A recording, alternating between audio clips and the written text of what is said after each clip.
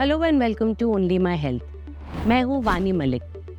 आज के हमारे इस पॉडकास्ट के एपिसोड में हम बात करेंगे दिल की। आज के हमारे इस एपिसोड में हमारे साथ है डॉक्टर रजनीश कपूर, मेदांता गुरुग्राम से। Thank you so much doctor for being here with us today. It's my privilege, thank you.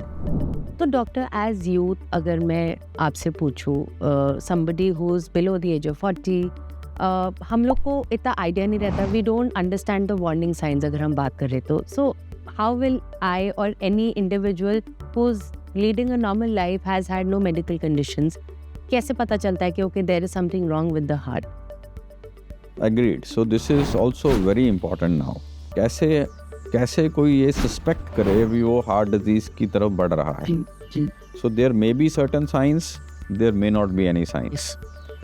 So पहले बात करते हैं एक हेल्दी यूथ की, जिसकी उम्र 25 से 35 साल के भीतर है, और उसको क्या करना चाहिए ताकि उसको पता चले उसका हार्ट रिस्क क्या है।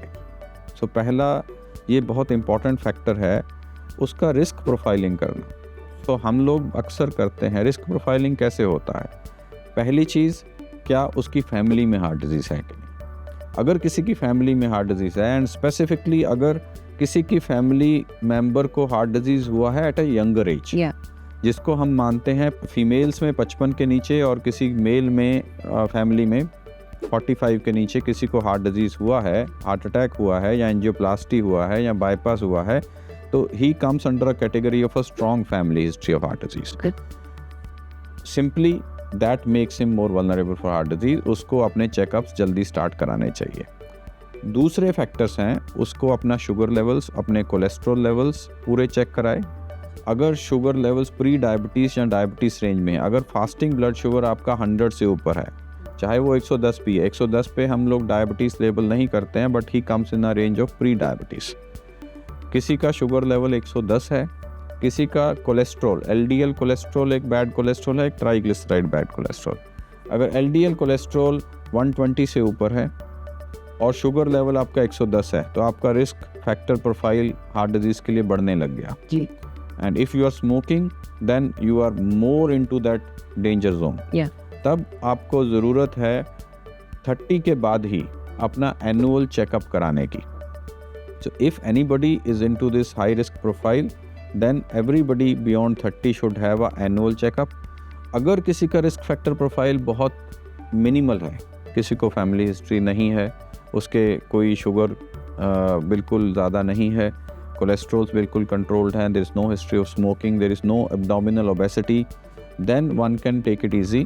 तो वो 35-40 के बाद एनुअल चेकअप कराए, बट उसका ड्यूरेशन वो 3 से 5 साल बाद भी रख सकता है। बट अगर किसी का रिस्क फैक्टर प्रोफाइल बहुत हाई है, उसको एनुअल चेकअप कराना चाहिए। उस एनुअल चेकअप से हमें और क्लूज़ मिलते हैं भी आगे जाके इसको हार्ट डिजीज़ के कितने चांसेस हैं, और अगर वो क्लूज़ भी पॉजिटिव हैं तब उसको एक सीटी कॉरोनरी एंजियो कराना चाहिए। सो मेरे एडवाइस से या मेरे एक्सपीरियंस से मैं ये बताना चाहता हूँ, threshold in today society for CT coronary angio should be very low.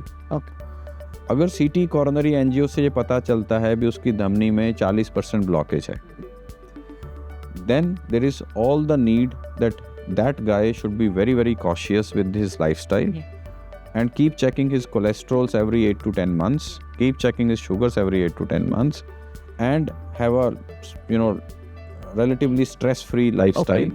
Okay. और किसी की आर्टरीज बिल्कुल क्लीन है तो वो बहुत लो रिस्क में आता है। बट अगर किसी को ये हम सीटी एंजियो नहीं करते हैं, बाकी सब टेस्ट से पता चला कि वो टेस्ट ठीक हैं और उसमें 40-50% धमनियों के अंदर ब्लॉकेज बन चुका है, so then probably that person will not be proactive or aggressive in a lifestyle control. उसको समझ ही नहीं आएगा। So इसीलिए my statement is that in today's era where we are living, a threshold for a CT coronary angio should be low. More and more persons who are at risk of heart disease or risk of heart attacks, they should get besides other tests a CT coronary angio also. आज थे हमारे साथ doctor Rajneesh Kapoor, Medanta Gurugram से। आपके अगर कोई भी सवाल है हार्ट हेल्थ से रिलेटेड, प्लीज़ हमें लिखें and we'll get you the best of the advice from doctor Rajneesh Kapoor itself. So thank you so much, sir, for being here with us. Thank you. It was honor.